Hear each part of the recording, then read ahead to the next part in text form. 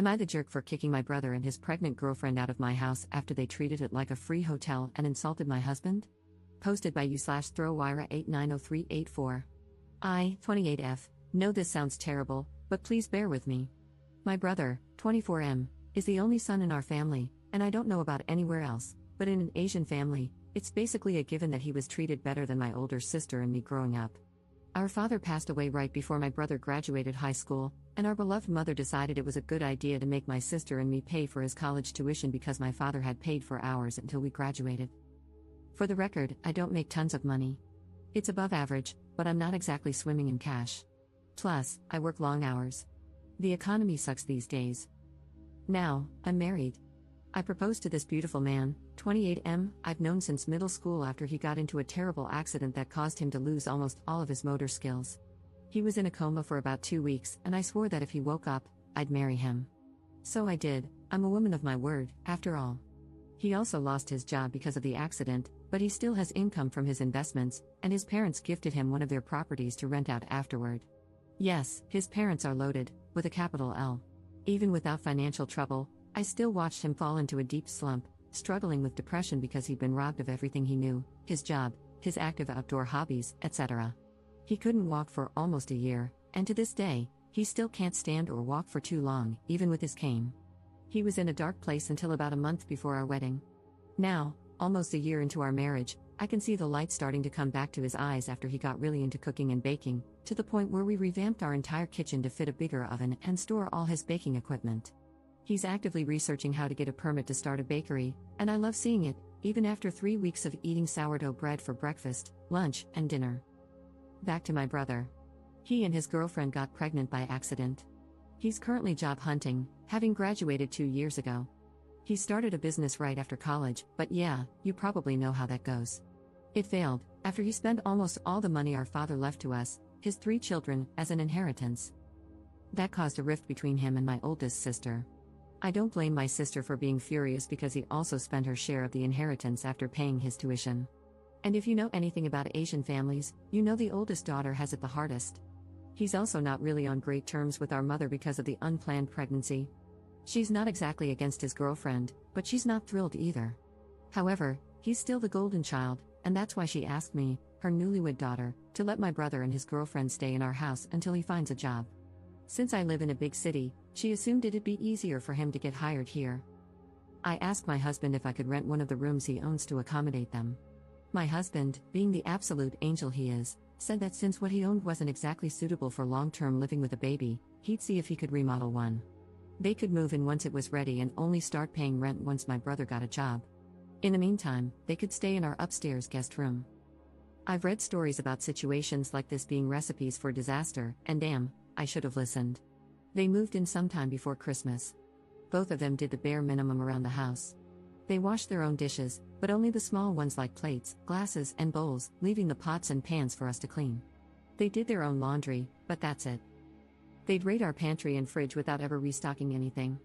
Some days, I didn't even get a taste of my husband's baked goods. They'd eat the ones he specifically set aside for me. I had to wash dishes that I knew my husband didn't use, even after pulling 2 consecutive shifts at the hospital. I'm a freaking resident. They never vacuumed the second floor where they stayed, never helped take out the trash even though they filled it to the brim. I usually helped my husband with it whenever I had time, but I had seen him taking out the trash multiple times when I had just gotten home.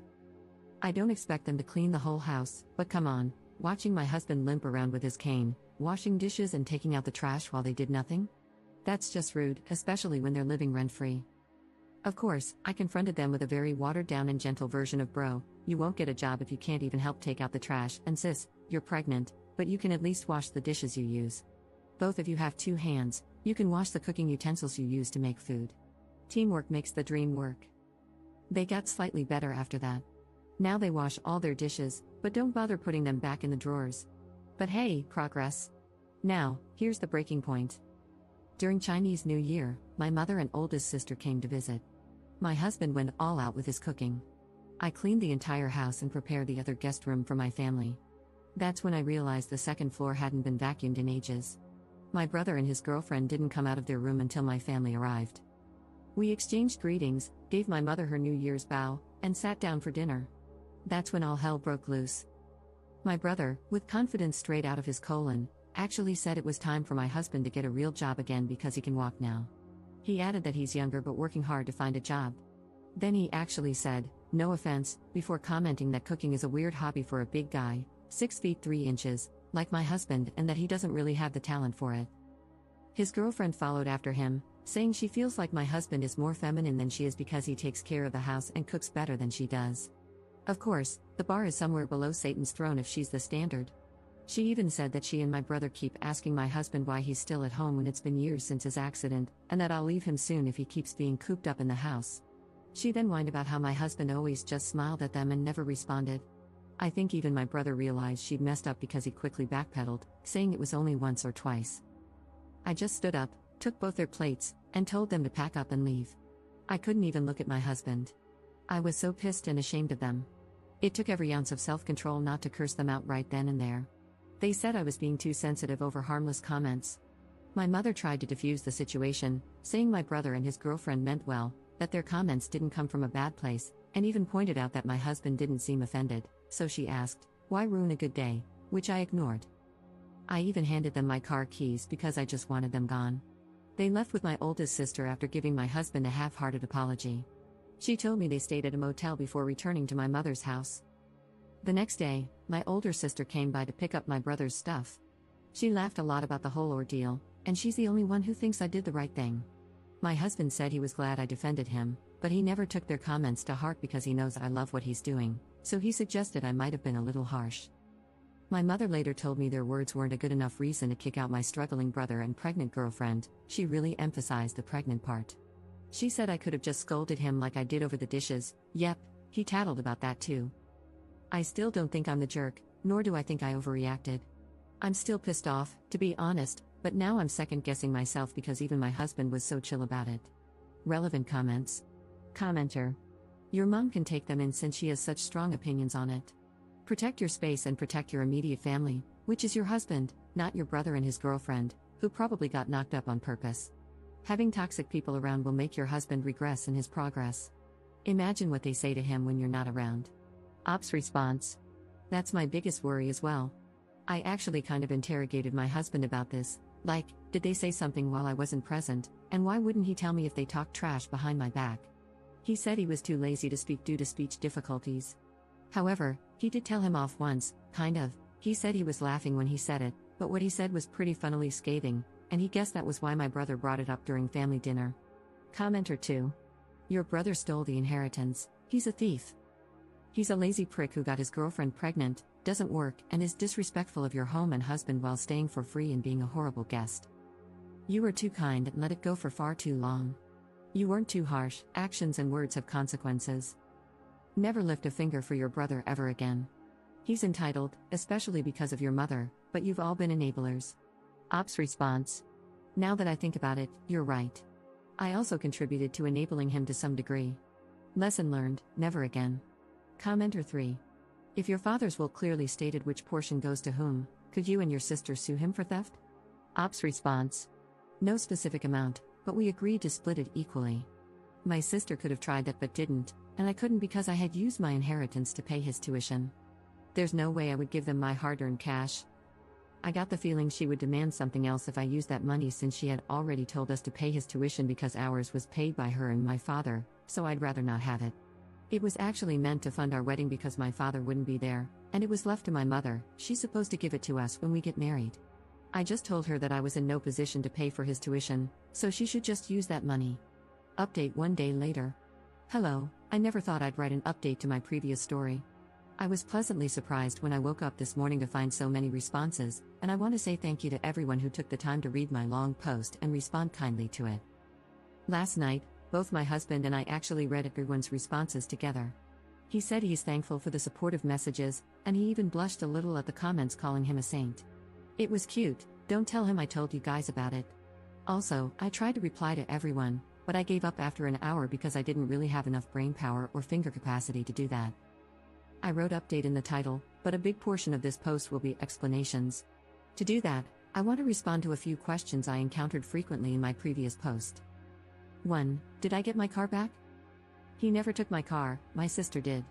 She took it out and drove it to a motel, so my car is safe and sound in my garage. 2. Why did I let him into my house? Honestly, I'm not really close to my family by Asian family standards. You can guess why. I also attended a boarding high school, so I had already moved out by then.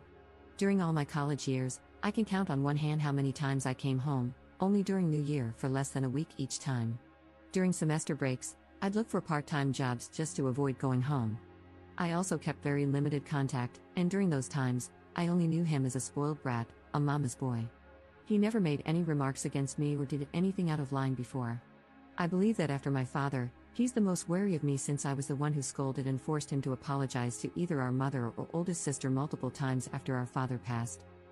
That's why I never expected him to do or say something so outrageous. He also got good grades from a respectable college, so I assumed he'd get a job in no time. Prior to my mother asking me to let him stay, she actually asked me to fund his wedding. Snowball's chance in hell. Even when she said it didn't need to be a big one, still, hell no. It'd be easier to split her hair into 7 different parts than to make me pay for it. That's why I compromised to avoid a long, drawn-out series of nagging and grumbling by letting him stay until he got a job. That was one of the biggest missteps I made. 3. Why did I agree to pay his tuition? Why did I let him take my share of the inheritance? I didn't exactly pay for his tuition. As I've mentioned, our father left an inheritance. I told my mother to use my share to pay my brother's tuition. My thought process at the time was that she'd ask for something in return if I ever touched that money, so I'd rather not. If she thought sending us to school was transactional, then I assumed everything else would be, too. I never considered that money mine, so no loss for me. However, I actually needed to avoid her for a few months after my brother got into college because the inheritance was intended to fund our weddings in the future. She gave in rather quickly after I went MIA, though. I did sit him down, made him apologize, and had him promise he'd pay it back to our oldest sister after he failed his businesses. But it wasn't my place to forgive or scold him because I had consented to my mother, which equals him, I guess, using my share. Thinking about it, I should have at least held him for my sister to slap. 4. Why does my husband, as some of you put it, have no spine? Excuse you?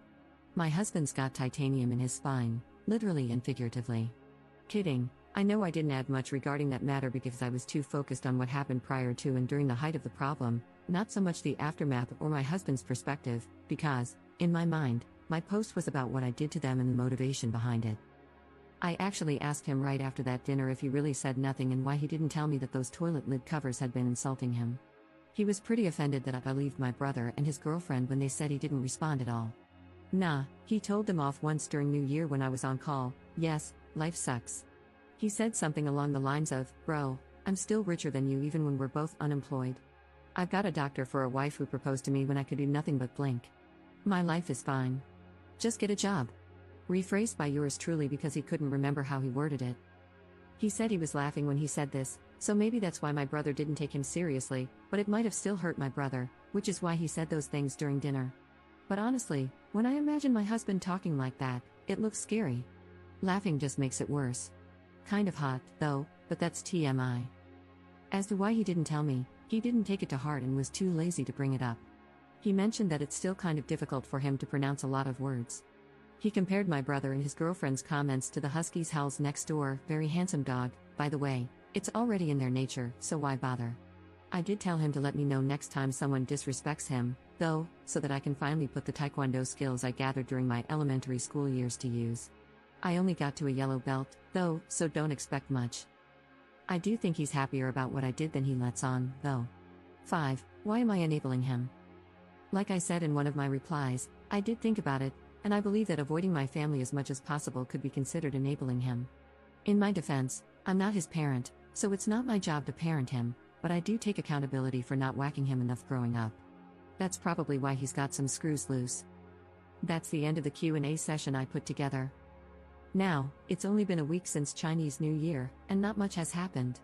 The most notable thing is that I've blocked both my brother and mother on my and my husband's phones, with his consent, of course, after she tried to contact him separately yesterday, asking about the room we intended to renovate. The renovation is still happening because he already contacted his parents, but since there are others who probably need and deserve it more, he'll just rent it out to someone else later. When he told me about her message, I simply blocked her on his phone without replying. He actually kept asking if it was really okay to cut off my family completely like that while reassuring me that he's okay and not affected in the slightest every time the topic came up. That's why I was second guessing myself. But fret not. With the power of the Great Wall of China my husband's ancestors built and the turtle ship my ancestors built, I've already fortified my mind, heart, and soul to never backpedal on my decision. I'll just think of both my mother and brother as that strand of hair you find on your butt. It's there, but you don't need it. And plucking it out feels even better. I don't know anything else about my brother and his girlfriend because I never bothered to ask during my calls with my sister. But like some of you said, not my problem anymore. I did hear that my mother called me boy crazy because I prioritized my husband over my family, but I mean, I'm her daughter, so you can probably guess where I got it from. We had lots of conversations after reading my previous post and discussed many things from each other's perspectives throughout our relationship. I also apologized once again and asked him if he ever thought of leaving me after the whole fiasco, which, I admit, really sucked for him. He asked me if I remembered telling him to just get fat after proposing to him with a ring that was too big because I had bought one the same size as our couple ring. Asian thing, some of us are sappy like that, don't judge me. A few days after he woke up, he said that if I took a step forward to stay with him when he could do absolutely nothing, why would he even think of leaving me now when I'm doing everything in my power to stand by him? I might make mistakes, and it might seem like it's not enough for others, but it's more than enough for him. We can always fix things, and just like how he ate a lot throughout his recovery so his finger could fit that ring, he'll pick up my slack. So, what's the problem? I bawled and am currently taking sick leave because my eyes are super swollen. Thanks for reading. Lol, kidding, not yet, people.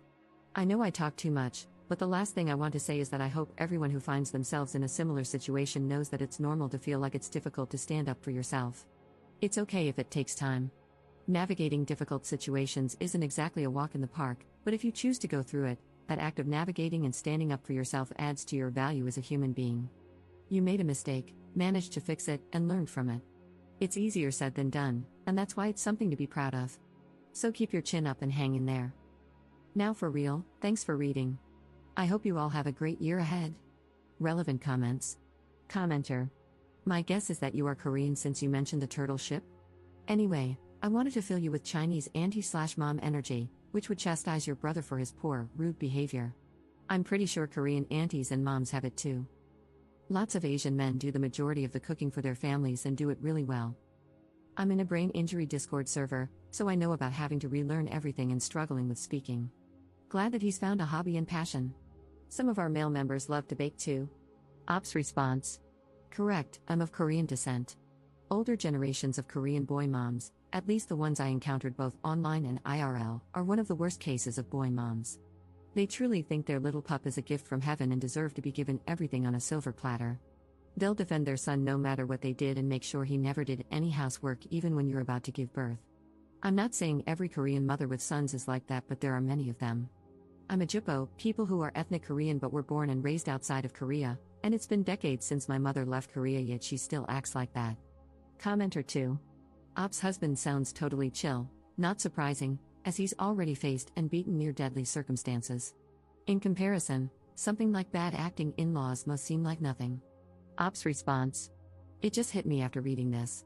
He never said anything like this, but if it's really the case, I think I can see why he's so chill about the whole ordeal. Thank you for this reminder. I'll make sure he never finds himself in the same situation moving forward.